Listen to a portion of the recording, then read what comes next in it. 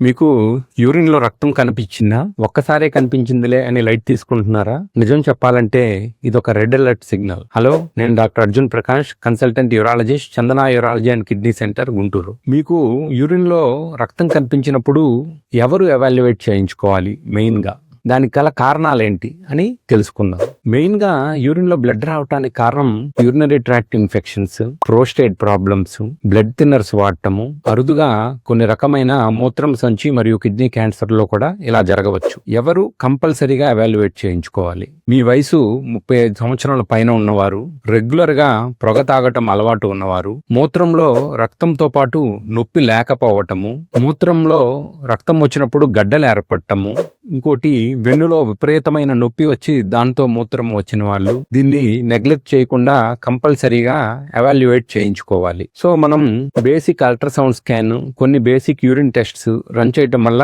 Problem ఏంటన్నది చాలా వరకు తెలుస్తుంది. మనము ఎర్లీగా ఎవాల్యుయేట్ చేయటం వల్ల పెద్ద సమస్యల్ని ఎర్లీగా గుర్తించి సరైన వైద్యం ఇవ్వడానికి అవకాశం ఉంటుంది. Thank you.